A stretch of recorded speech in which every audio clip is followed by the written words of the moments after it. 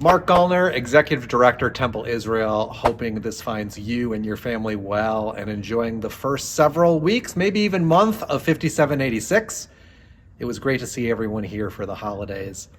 Unbelievably back for Construction Corner. Excited to be back, show you some things that have changed since High Holidays, and really excited to show you, as promised, what's happening next. So first and foremost, for those that were in-house for High Holidays, you knew that for Rosh Hashanah we didn't have any permanent seats, and for Yom Kippur we had 50% of the permanent seats. The main level was completed, the top floor wasn't. I'm coming to you, at least at the beginning of this video, from the balcony of the sanctuary, just to show you that the seats are completely complete. Good language, they're done. So I'll ask Jason to sort of pan to get an idea of its beauty, but the installation up here is complete. The other thing is Jason pans, I'm going to ask him to pan all the way around. One of the complaints that we got about the High Holidays was as you were in the back of the balcony or the main floor, it was harder to see. So if he'll keep turning, you can see that we added a light ballast all the way in the back of the house that'll provide downward directional light for those people that are sitting back here, make it easier for everyone to see and certainly follow along with clergy as they lead services from this space. So almost in its totality, this space has now been completed. A couple of little things that we still have to fix up, not anything noticeable or not anything that would prevent anyone from having any life cycle event here. I just looked briefly to see if we have any, we don't. I'll catch it when we go downstairs. So let's follow me. What's happening up here next? I know that the museum committee is busy, watch your step, Jason, is busy getting the museum back in order so that we can reinstall it. And we look forward to doing that sometime in the next several months. So when you come back to Temple, please don't forget to come visit the museum upstairs. It will be renewed, refreshed, and beautiful. Thanks to everyone for working on that. We'll go all the way downstairs to the main part of the sanctuary and the bridal suite. Really happy to welcome brides back and grooms back to our facility this past weekend. Many life cycle and wedding events coming up over the next several weeks. If you are a bride, or if you are a groom, or if you are the parent of a bride or groom, what an amazing new space for you to get married in. Reach out to us. We'd be happy to help you. Really amazing space for any life cycle event that you want to plan. So here we go back to the main level. Everything's sort of put back together. Some things that you knew and some things that are new. We have our books back, certainly beautifully done books of remembrance on both sides. Some new things here as well, new table for Kippot and prayer books, etc. Hopefully you saw a lot of it when you came in for the holidays. But again, one of our priorities in this project was to not only refresh and renew, but ensure that some of the things that you remembered remained. And certainly these beautiful books of remembrance are some of those things. As we walk into the sanctuary, again completed, which I'm really excited about. I've spent a lot of time in many of these construction corners talking about many of the ADA improvements that we've made to all of our spaces. One of the things that is new for me in construction is the new ADA seats that they've installed at the ends of many of our aisles. And I just want to show everyone what they are.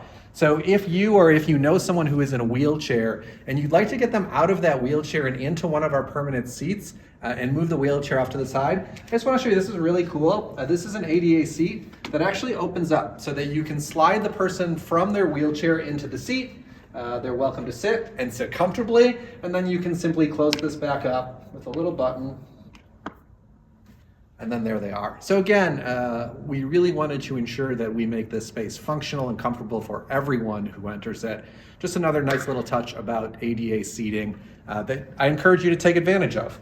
I'll actually ask Jason maybe to stop here. We'll take a walk and then we'll catch up with you in just a minute. Here we are standing outside the bridal suite. I don't think it's something that we've shown its completeness, and it's 98% complete. There's one mirror that you'll see in there that we're yet to install.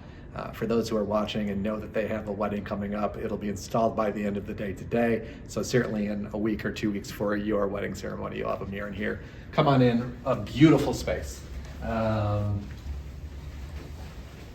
The highlights, as I've said before, really are making this space functional while making it beautiful. So what I've learned is the things that we were missing primarily were lighted mirrors for makeup, outlets for hair dryers, and a rack that was large enough for you to hang the wedding dress on. So we've addressed all of these things in this remodel. So Jason, just step on in. We can see all of the new mirrors have been installed with the backlighting already on them. Underneath those mirrors, you'll see many sets of outlets and plugs for you to plug in whatever you need. And again, here's the mirror I talked about. Don't worry, that will be installed. As we tuck around the corner here,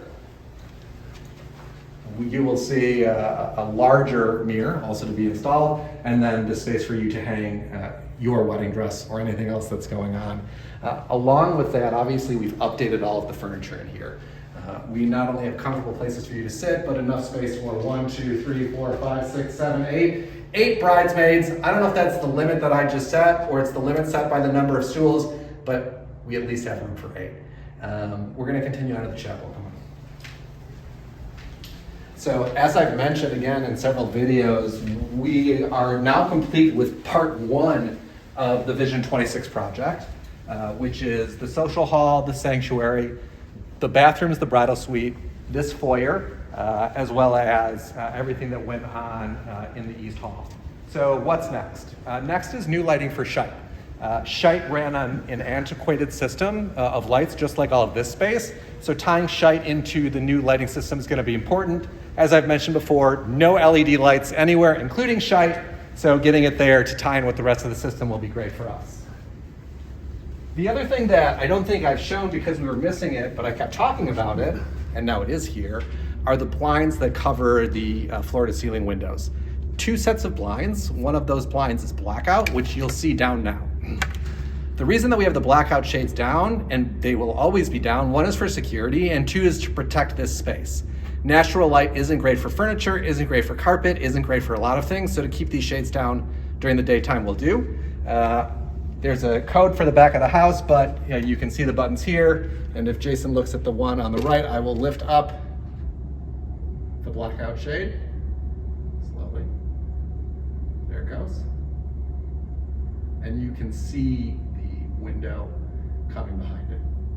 If we wanted a 25-minute video, I'd stand here and hold this while Jason filmed, but I hope you get the idea at home. And then behind that blackout shade is a sheer curtain so that if we wanted to obscure the view somewhat but still let light in, we had the opportunity to do that. So that's just an update on what we've done to complete phase 1, and I want to thank everyone for doing that. It was really nice to have about 2 weeks off without construction. And after that 2-week period, as I said, we go right into the next part of this project, which is a complete redevelopment of the ELC. We took the first step starting, today's Tuesday. So let's walk out to the courtyard and talk about that. The first phase in this new project is creating 2 new preschool classrooms that are in the interior part of the courtyard, which you'll see. Along with those 2 new classrooms, we will be completely redoing the interior courtyard. 2 primary outdoor spaces will exist here at Temple Israel. The first one will be this interior courtyard, which I'm about to show you. It has room for about 150 people seated, and Jason will now drop in one of the renderings so you can see it. I'll pause for a minute to look. Beautiful. And the second outdoor space that we'll develop at the end of this project is an amphitheater which will go on the other side of the sanctuary port stage.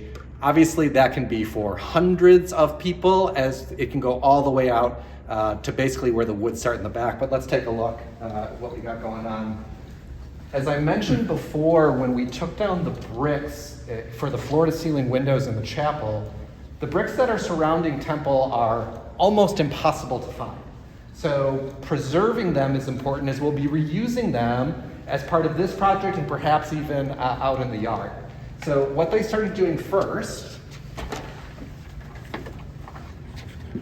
was taking down the bricks on this side wall.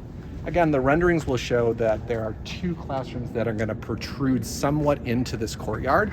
Mark, where do they start and where do they stop?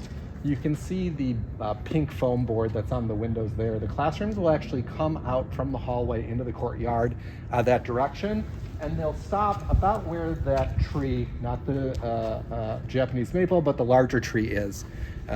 So those classrooms will protrude in, and then everything that I'm standing on here will be completely redone. New artificial turf will go in the middle.